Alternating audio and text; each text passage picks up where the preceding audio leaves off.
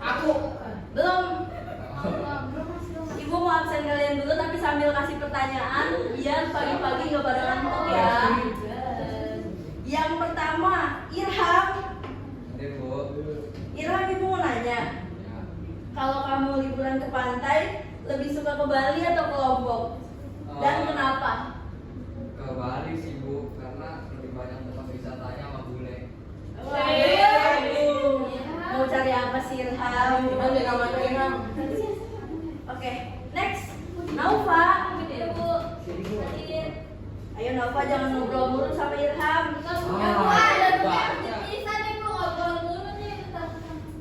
Naufa, ibu mau nanya. Coba sebutin salah satu pulau besar di Indonesia yang kamu tahu. Pulau Jawa, Bu. Perfect.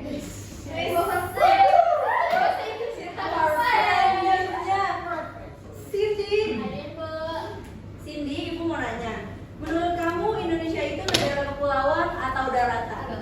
Kepulauan, Bu. Ih, pinter banget sih. Iya dong, Bu. Jelas. Selanjutnya Andini. Hadir Bu. Ibu mau nanya, kalau kamu dengar kata maritim, apa sih yang pertama kali ada di pikiran kamu? Laut, Bu. Yes, betul. Selanjutnya Dewi. Hadir, Ibu.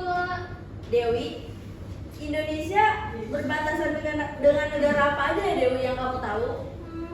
Malaysia sama Singapura nggak sih, Bu? Betul Dewi. Sekarang Lina. Saya, Bu. Lina, kira-kira Indonesia punya berapa pulau ya? Coba tebak aja gak apa-apa. Aduh, kayak banyak ya, Bu. Kayak ribuan deh, Bu. Iya benar, ada ribuan. Selanjutnya Ferdi. Saya Bu. Wah Ferdi setia banget ya kayaknya hari ini ya. Kamu pernah naik kapal laut atau enggak? Kalau pernah, kemana tuh Ferdi? Saya pernah kemarin ke Pulau Tidung Bu, snorkeling. Seru banget ya. Selanjutnya Bulan. Hadir, Bu. Bulan, menurut kamu kenapa Indonesia disebut negara maritim? Karena punya banyak laut, Bu. Tepat sekali. Selanjutnya Talita. Hadir, Bu.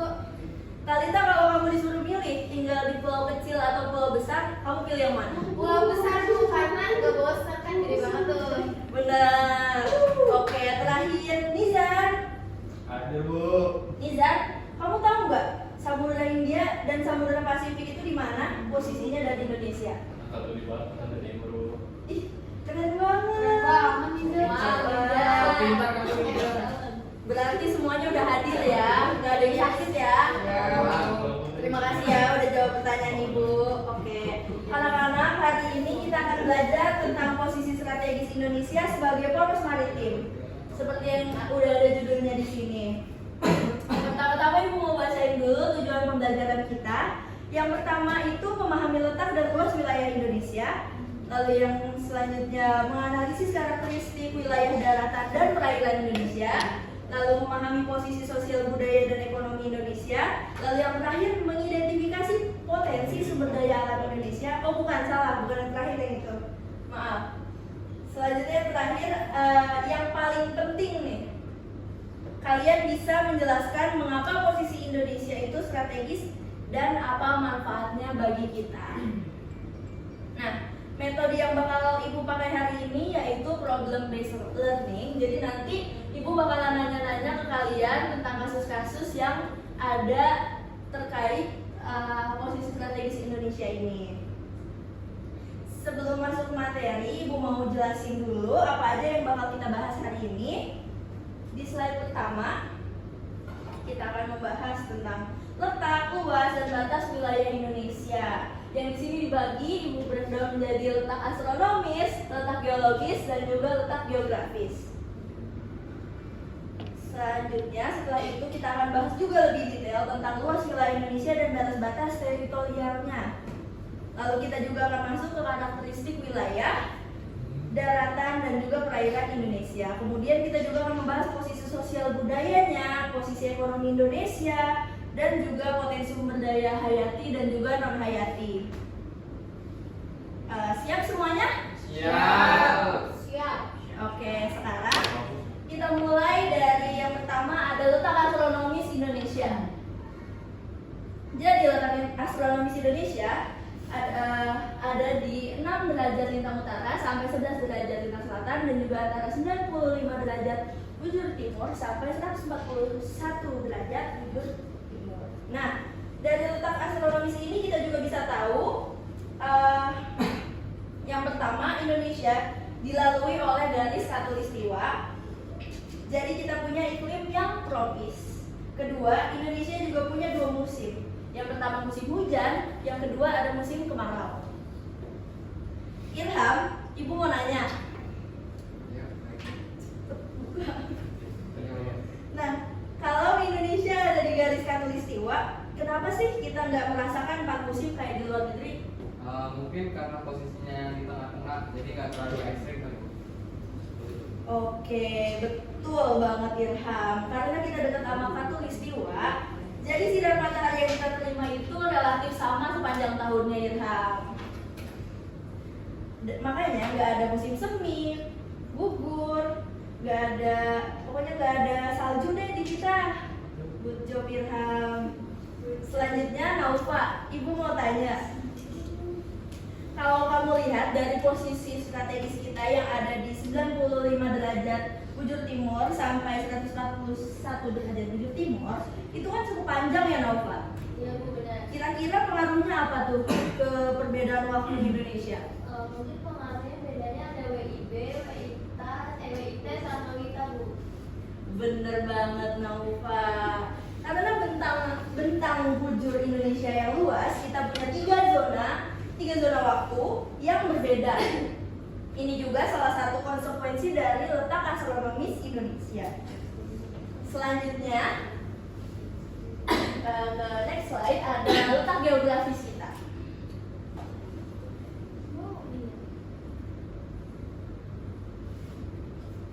Ini adalah letak Indonesia berdasarkan posisi di permukaan bumi yang sebenarnya. Dan yang bikin Indonesia spesial, Indonesia terletak di antara 2 benua. Yang pertama ada benua Asia dan juga benua Australia. Benua Australia ada di sebelah selatan dan juga benua Asia ada di sebelah utara. Terus Indonesia juga berada di antara 2 samudra. Di sini ada Samudra Pasifik dan juga Samudra Hindia. Samudra Hindia di sebelah barat dan selatan, serta Samudra Pasifik di sebelah timur Indonesia. Posisi ini yang membuat Indonesia jadi crossroad atau persimpangan jalur perdagangan internasional. Keren banget gak sih? Nah, bayangin kapal-kapal dari Asia kalau mau ke Australia itu pasti lewatinnya Indonesia. Iya. Wow. Nah, sekarang aku mau nanya. Angkat dulu ya. Maminya repot mulu. Iya, gimana sih Nizar? Fokus ya, sekarang kita fokus ya ke pembelajarannya ya. Di silent dulu ya HP-nya. Sekarang Ibu mau nanya ke Cindy. Apa tuh Bu? Menurut kamu, kenapa posisi kita yang ada di 2 benua ini dan 2 samudra menguntungkan banget buat Indonesia? Mungkin karena Indonesia jadi jalur perdagangan kali ya Bu. Jadi banyak kapal yang lewat gitu. Betul sekali. Indonesia di sini jadi titik pelayaran dunia. Sekarang Ibu mau nanya ke Andini. Di mana Andini? Wow. Nah, Andini, kalau banyak kapal yang lewat di Indonesia, kira-kira apa sih keuntungannya untuk ekonomi buat kita juga? Bisa jadi peluang bisnis tuh kayak pelabuhan, logistik atau enggak jasa kapal. Perfect. Pelabuhan besar di Indonesia kayak Tanjung Priuk, Tanjung Perak atau Belawan jadi sangat penting untuk perdagangan internasional. Ini juga buka lapangan kerja yang banyak loh. Selanjutnya, yang ketiga, Ibu mau geser ke letak geologis kita.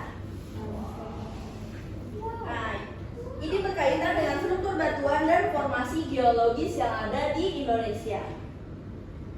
Karena Indonesia terletak di pertemuan 3 lempeng tektonik, 3 lempeng besar, ada lempeng Eurasia, lempeng Indo-Australia, dan juga lempeng Pasifik. Karena Indonesia jadi punya banyak gunung berapi dan sering terjadi gempa bumi di Indonesia. Coba siapa yang pernah di rumahnya ngerasain gempa bumi? Saya Bu. Pernah Bu. Pernah Cina semua Bu, kan? katanya Bu. Pernah Bu. Di Jakpus sering Bu. Benar. Tapi di sisi lain karena aktivitas vulkanik ini, Indonesia jadi punya tanah yang cenderung subur. Makanya Indonesia cocok banget buat pertanian. Nah, sekarang Ibu mau nanya ke Dewi. Dewi tahu nggak kenapa Indonesia itu disebut Ring of Fire? Karena di Indonesia banyak gunung berapi nggak sih Bu? Betul. Ring of Fire atau cincin api Pasifik yaitu jalur di mana banyak terjadi aktivitas vulkanik dan seismik.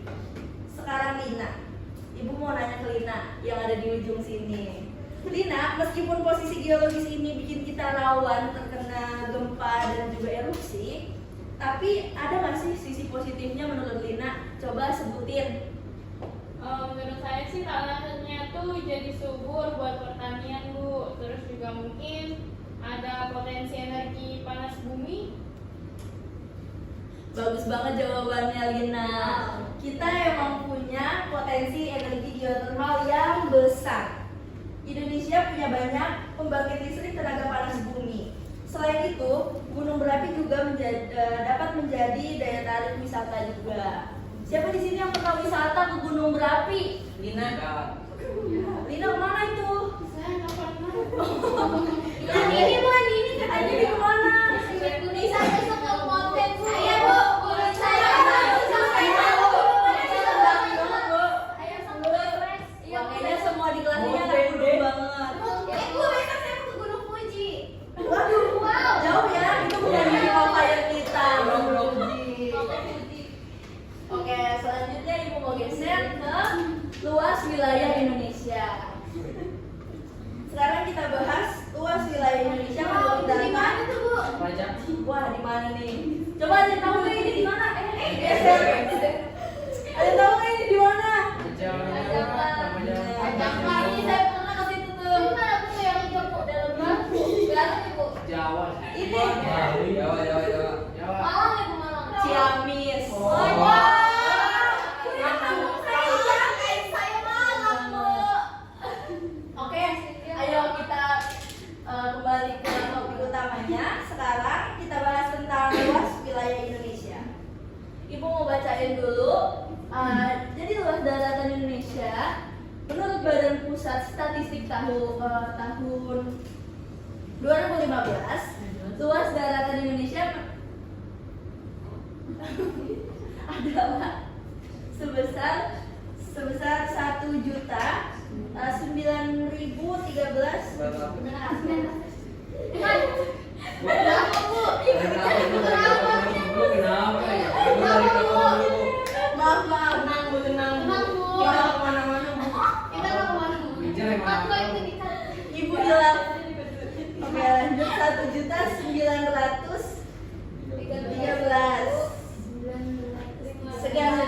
kilometer persegi.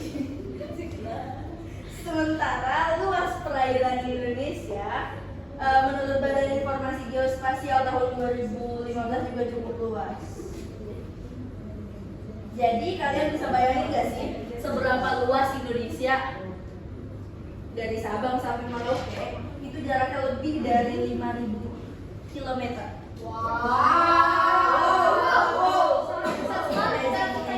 Nah, jadi kalau mau jalan kaki dari ujung ke ujung kira-kira butuh berapa tahun tuh? Nggak tahu deh. Sejujurnya. Biasanya Andi ini suka jalan kaki Bu. Iya.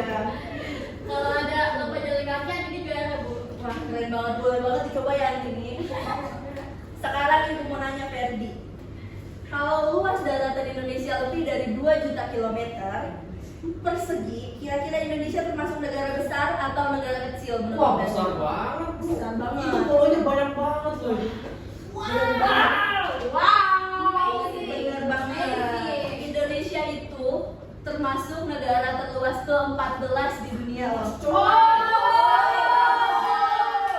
Ada Indonesia. Dan kalau ditambah itu baru daratan. Dan kalau ditambah laut lagi, Indonesia bisa jadi salah satu negara terluas di dunia. Nah, sekarang Ibu mau nanya ke bulan. kamu? Kenapa penting bagi kita untuk tahu luas wilayah Indonesia? Mungkin buat pengelolaan sumber daya ya Bu, biar kita tuh tahu potensi apa aja yang ada Bu. Excellent. Dengan mengetahui luas wilayah, kita bisa merencanakan pembangunan, pengelolaan sumber daya alam, dan juga pertahanan keamanan negara yang lebih baik. Selanjutnya, next slide. Lewat. Next slide, kita punya batas udara. Oke. Sekarang yang agak jarang dibahas nih, karena biasanya yang dibahas itu batas laut, batas darat. Sekarang Ibu mau bahas batas udara. Biasanya sering kita dengar itu batas darat sama batas laut kan? Tapi Indonesia juga punya batas udara loh. Jadi batas wilayah udara Indonesia itu mengikuti batas kedaulatan negara di darat dan di laut. Dan batasnya dengan angkasa luar ditetapkan berdasarkan perkembangan hukum internasional. Sekarang Ibu mau nanya ke Talita. Kalau misalnya ada pesawat asing yang terbang di atas wilayah Indonesia, itu kira-kira perlu izin nggak ya? Tanpa izin? Nggak boleh dong Bu, itu namanya melanggar wilayah udara kita. Nah, benar banget. Itu bisa jadi masalah diplomatik kan? Iya, benar banget Bu. Sekarang Ibu mau nanya ke Nizar, yang dari tadi diem aja di sini. Nah, kamu tahu nggak kenapa batas udara ini penting banget buat Indonesia? Mungkin buat keamanan negara. Nizar cool banget ya kamu ya. Tapi benar, jawaban Nizar benar. Karena ini penting banget buat kedaulatan dan juga keamanan negara kita. Apalagi Indonesia kan jalur penerbangan internasional juga ya. Nah, sekarang Ibu mau nanya ke Ilham yang ada di sini. Nah, Ilham kalau lagi naik pesawat dari Jakarta ke Bali, kira-kira berarti kita terbang di wilayah udara Indonesia juga kan? Iya Bu, berarti masih dalam kedaulatan Indonesia Bu. Yes. Nah, satu lagi nih yang seru nih. Sekarang Ibu mau nanya Naufa. Menurut kamu sampai ketinggian berapa sih batas udara kita? Kalau saya sih nggak tahu ya Bu, kayaknya ada batasnya deh. Good thinking. Jadi sebenarnya sampai sekarang belum ada kesepakatan resmi tentang sampai mana batas udara kita. Tapi umumnya dianggap ketinggian di mana pesawat masih terbang sekitar 100 km di atas permukaan laut. Nah, di atasnya udah masuk angkasa luar dan jadi milik semua umat manusia. Wow. Mind blowing kan? Mind blowing. Sekarang Ibu mau nanya ke Cindy. Iya Bu, apa Bu? Boleh. Oke. Kalau Indonesia punya wilayah yang luas, wilayah udara yang luas gini, berarti kita juga punya keuntungan dari segi ekonomi kan, Cindy? Benar.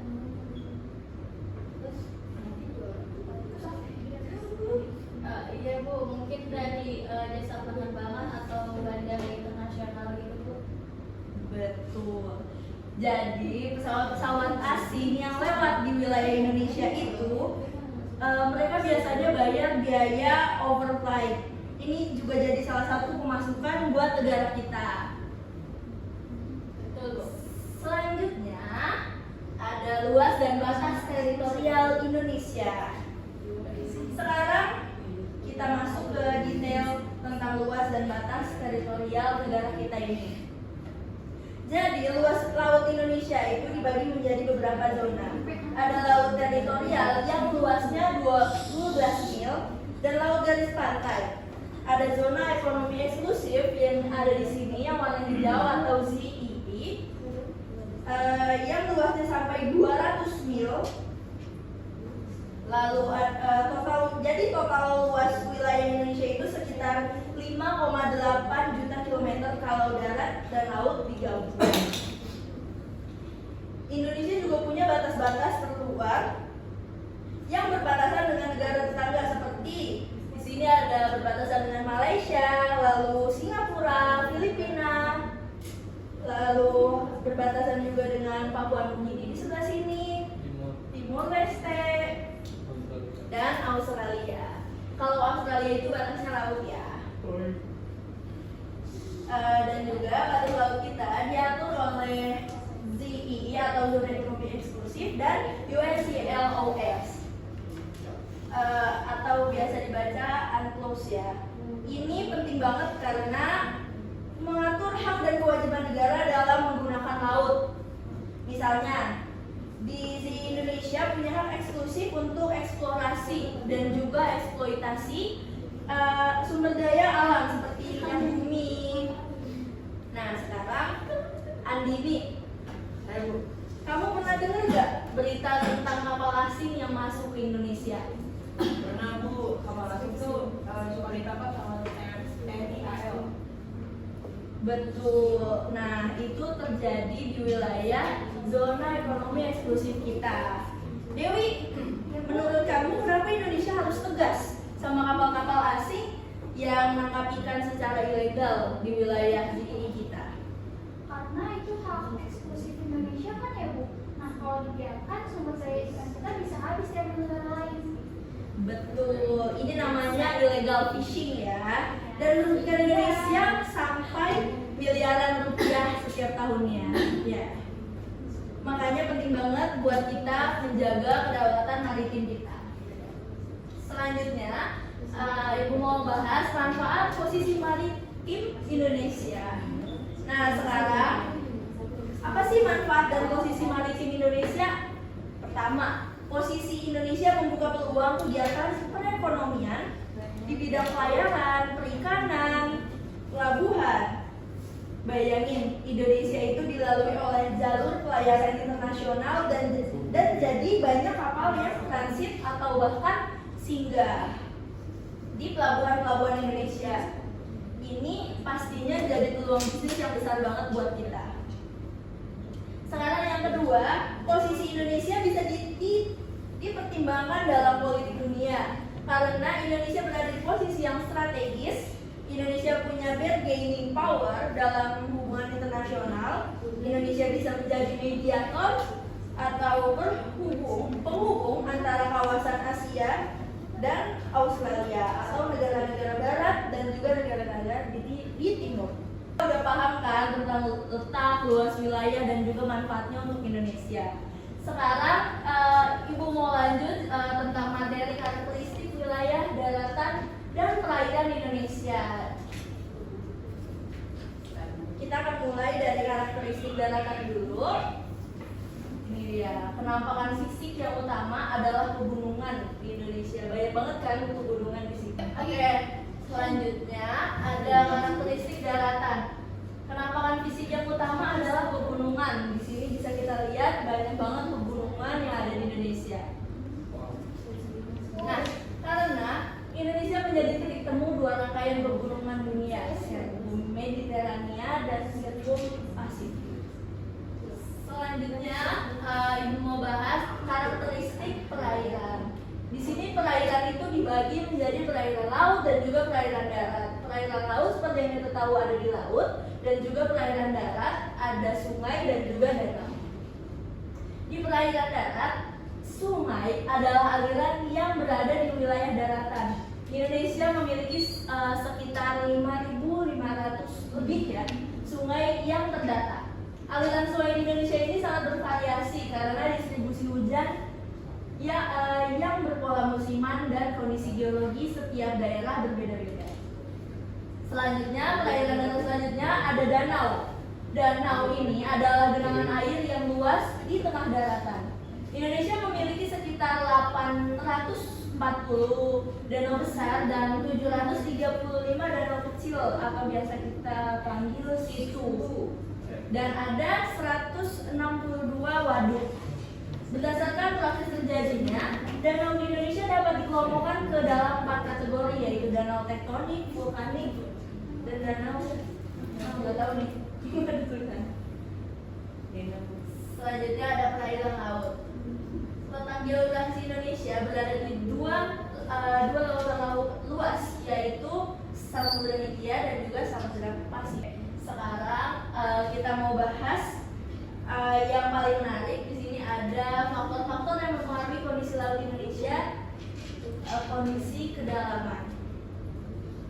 Seperti yang kita tahu ya, Indonesia ini akan dilihat dari perspektif teori paparan Sunda dan juga paparan Sahur. Tapi sebelum saya jelaskan, Ibu mau tahu dulu pemahaman kalian. Karena ini kita pakai problem based learning, jadi mulai dari pertanyaan dulu ya. Sekarang Ilham, coba kamu perhatikan peta Indonesia. Di sini ada peta Indonesia walaupun kecil. Wah, jelek. Ya, kira-kira begini ya Ilham. Menurut kamu kenapa laut di sekitar Pulau Jawa, Sumatera dan Kalimantan itu lebih dangkal daripada laut di sekitar Papua dan Maluku? Mungkin karena kondisi geologisnya yang beda. Nah, betul. Ada faktor geologis memang, dan ini berkaitan sama yang namanya paparan Sunda. Sekarang Nova, kamu pernah dengar nggak istilah paparan Sunda? Belum pernah Ibu. Oke, gak apa-apa. Jadi gini, coba bayangin jutaan tahun yang lalu. Permukaan laut dunia itu jauh lebih rendah daripada sekarang. Kenapa? Karena banyak air yang membeku jadi es di kutub utara dan kutub selatan. Nah, pas zaman es itu, coba Cindy, kira-kira apa yang terjadi di wilayah sekarang jadi laut dangkal di sekitar Jawa, Sumatera, dan Kalimantan? Wilayah itu dulunya daratan Ibu. Betul, Cindy. Jadi dulunya wilayah laut dangkal di sekitar Sumatera dan Jawa itu adalah daratan yang menghubungkan Sumatera, Jawa, dan juga Kalimantan. Dan dataran Asia ini disebut paparan Sunda atau Sundaland. Oke, selanjutnya kita akan bahas, karena dari tadi kita bahasnya batas wilayah, kondisi geografis. Sekarang Ibu mau move ke posisi sosial budaya Indonesia. Wilayah Indonesia adalah wilayah yang dilalui jalur perdagangan kuno dan juga tempat bertemunya berbagai budaya, agama, dan juga etnis. Indonesia juga punya keanekaragaman budaya menjadi modal pembangunan bangsa.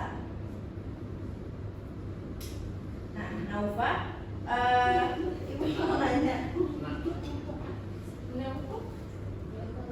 Tadi kan kita udah bahas tentang Indonesia yang jadi jalur perdagangan internasional kan. Nah, menurut kamu apa pengaruhnya terhadap keberagaman budaya yang ada di Indonesia? Mungkin jadi banyak pengaruh budaya dari negara lain ya Bu. Betul sekali. Indonesia menjadi tempat pertemuan berbagai kebudayaan.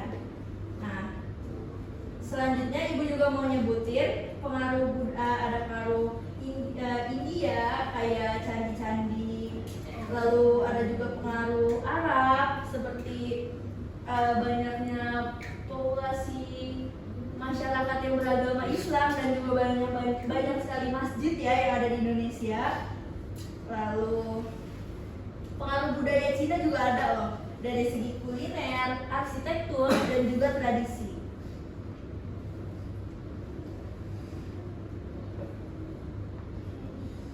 Sekarang lanjut ke posisi ekonomi Indonesia. Posisi strategis Indonesia memberikan banyak keuntungan ekonomi. Nah, Dewi, kalau misalnya kita lihat dari peta perdagangan dunia, Indonesia kan berada di jalur perdagangan yang penting. Menurut kamu, sektor ekonomi apa aja yang diuntungkan di posisi ini? Sektor pelayaran dan logistik masih pasti Bu. Nah, selanjutnya juga next slide ada potensi sumber daya alam hayati. Indonesia punya kekayaan sumber daya hayati yang luar biasa. Coba Ibu mau tanya ke Ferdi. Indonesia itu termasuk ke negara mega biodiversitas. Kamu tahu nggak artinya? Saya tahu Bu, kemarin di kelasnya Pak Nijan dia tuh bilang negara yang punya keanekaragaman yang hayati yang tinggi Bu. Betul banget. 10 besar negara dengan keanekaragaman hayati tertinggi di dunia. Ada ikan, udang, rumput laut, itu segala macam ada di Indonesia. Terus di darat juga ada hasil hutan, kayu rotan, dan berbagai tanaman obat. Kita lanjut ke slide selanjutnya. Potensi sumber daya alam non hayati. Kalau tadi kita bahas hayati, itu sumber daya alam yang hidup ya. Terus sekarang ada yang non hayati. Di sini ada tambang, seperti dari sektor tambang ada emas, tembaga, batu bara, nikel, dan bauksit. Lalu dari segi energi ada panas bumi, minyak bumi, dan gas alam. Bulan ngobrol. Bulan perhatikan ya. Ya, Bapak. Nah, lalu ada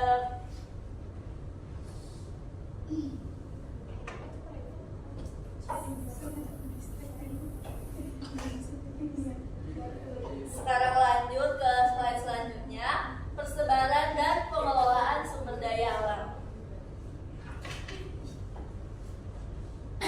Sumber daya alam tersebar di berbagai wilayah. Seperti contohnya kalau kita tahu yang paling terkenal di Papua banyak banget tambang kan. Lalu di Kalimantan juga ada batu bara, di Sulawesi ada nikel. Nah, pastinya keragaman sumber daya alam ini juga membawakan tantangan sendiri dong buat negara kita. Kayak oknum-oknum yang tidak bertanggung jawab, yang melakukan eksploitasi berlebih, lalu banyaknya juga kerusakan lingkungan yang terjadi yang sering banget kita dengar di berita-berita akhir-akhir ini kan tentang eksploitasi kerusakan lingkungan. Oke, selanjutnya peran strategis Indonesia dalam dunia. Nah, Indonesia ini merupakan jalur strategis bagi ekonomi global. Seperti yang tadi kita udah bahas, banyak banget sektor yang akan diuntungkan. Lalu selanjutnya Indonesia juga mitra penting dalam kerjasama internasional ASEAN dan negara maritim yang berperan dalam pengamanan jalur laut internasional. Keren banget gak sih? Keren banget. Oke. Selanjutnya ibu mau kasih tugas buat kalian. Oh my god. Ini dia tugas.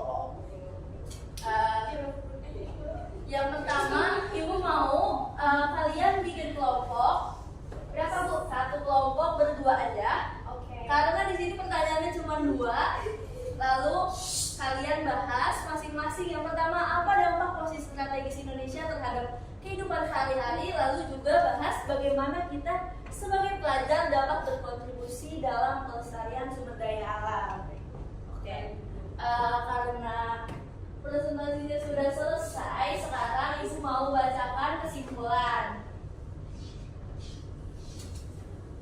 Jadi di akhir pembelajaran kali ini dapat kita simpulkan bahwa Indonesia memiliki posisi yang sangat strategis sebagai poros maritim dunia karena letak geografisnya yang berada di antara 2 benua dan 2 samudera. Letak astronomisnya yang memberikan iklim tropis dan letak geologisnya di pertemuan 3 lempeng tektonik yang membuat tanah kita subur meskipun rawan bencana. Dengan luas wilayah yang mencapai 5,8 juta kilometer persegi, termasuk darat dan juga laut,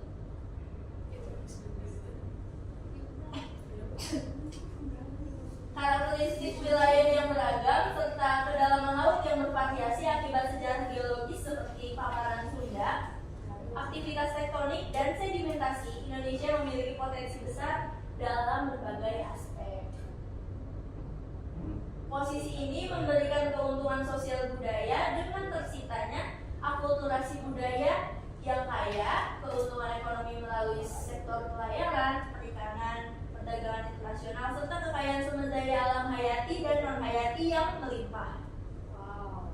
Sebagai negara mega biodiversitas dan kaya akan mineral, Indonesia memiliki tanggung jawab yang besar juga dalam pengelolaan sumber daya alam yang kita miliki.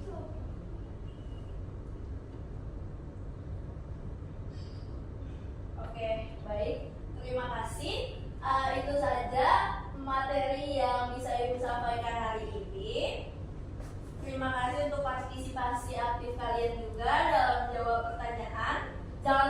dikerjakan ya tugasnya.